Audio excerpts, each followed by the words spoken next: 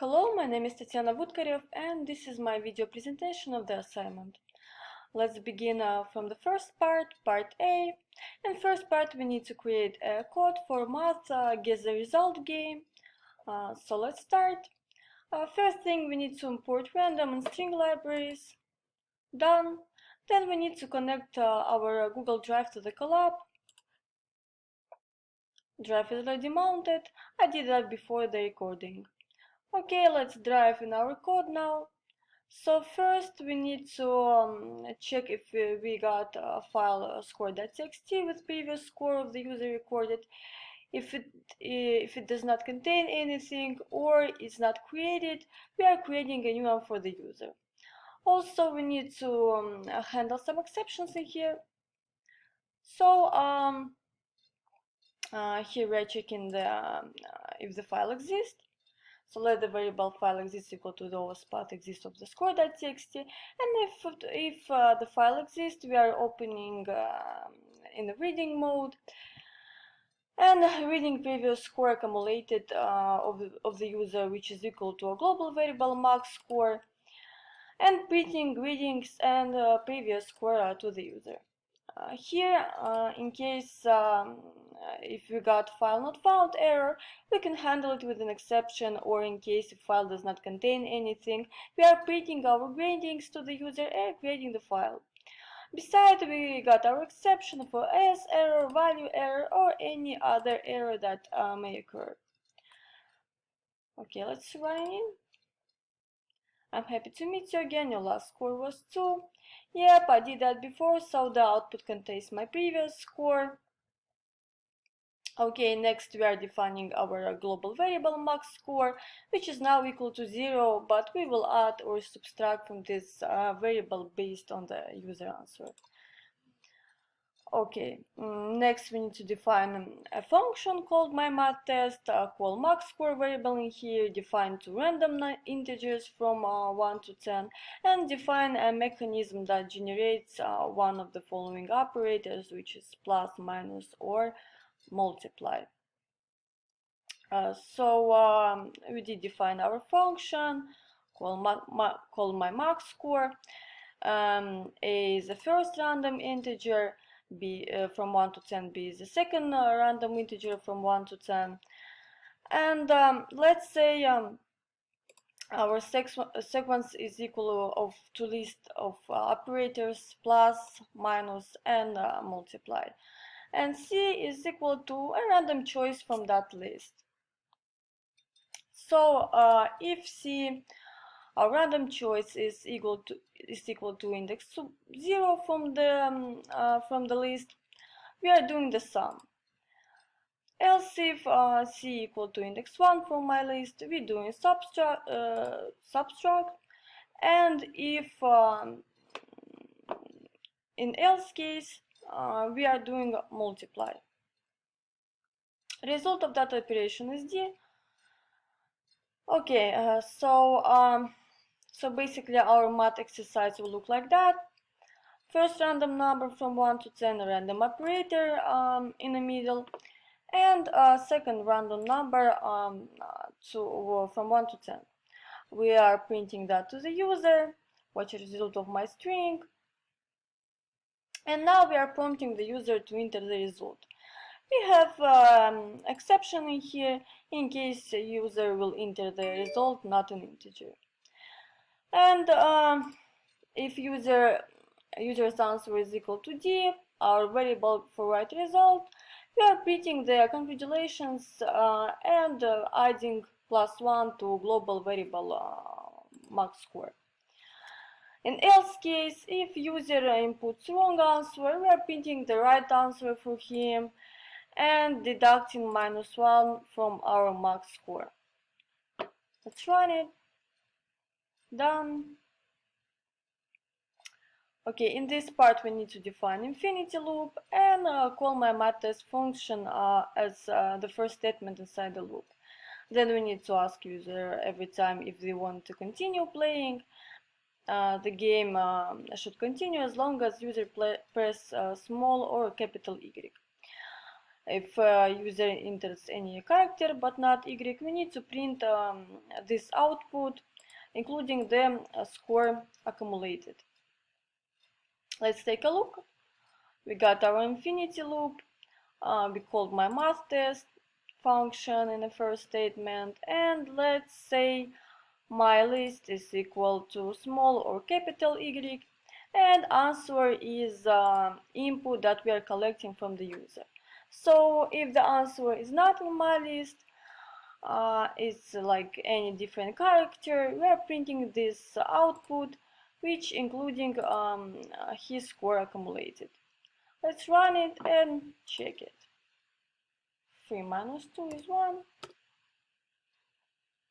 I want to continue. It's 11. I want to quit. Yes, I got 2. Thank you for playing. Okay, so the last part is to save user score accumulated into the file score.txt. It's pretty much straightforward. File open, score.txt, write max score, and file close. Let's run it, and now let's check it if our score was saved. Score.txt, and we got our score in here, which is 2. So the score was successfully saved. That's it for part A. For the second part, part B, we are creating a code for solving a quadratic equation. We got our formulas in here, so let's dive in. Okay, first 2 lines are pretty much straightforward. We need to print the welcome message and the quadratic equation. Let's test it. Okay. Next, we need to ask user to enter integers a, b, and c for our equation. In case of a, on top of the value exception, we need to make sure that it's not equal to 0 based on formula. So let's test it. This value cannot be equal to 0, so let's put a different value. Okay, B and C are pretty much same stuff. We're checking for integer. And next we need to print the equations with value obtained from the user. You can do it in a much simpler way. Here I made some simplification of the equation in case if user enters 0 for B or C. I'll just show you how it works. Let's say 0, 0. And the function, the equation output looks much simplified. But let's change it, for example, to some higher values that was provided in this example. Okay, and now our function looks more complex. Okay, next we need to define our discriminant function. It will receive a, b, and c values obtained from user, and it will calculate discriminant based on formula. So it will return discriminant, which is d. Let's run it. And in here we need to import first of all math libraries, and we are calling our discriminant function where d is equal to discriminant calculated in a function. First print for the user will be the discriminant calculated previously, and my string will equal to the solution calculated based of the discriminant. So based on formula, we can get 3 types of solutions.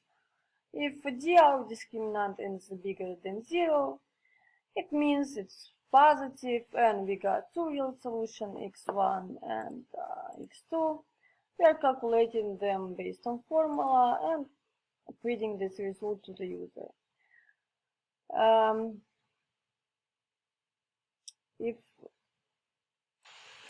Else if discriminant is equal to 0, we got just one real solution. The same way it's calculated based on formula, and we're printing that to user. In else case, discriminant is negative, and we are printing that to user. So let's run it. As discriminant is 1, we got a real solution, which are -3 and -2. Last part is pretty much the same as in the first case. We need to save those two messages in quad.eq.txt file. So we open the file, writing mode, we write our first string, which is equal to the equation created by user, and we writing into the file our second string, which is equal to solutions obtained previously. File close.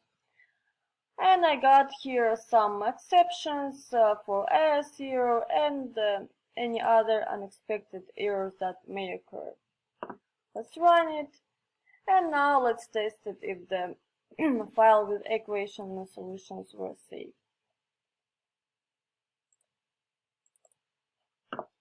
Yes, we got our equation in here and our two real solutions. So this is it. Thank you for your attention, and have a great one.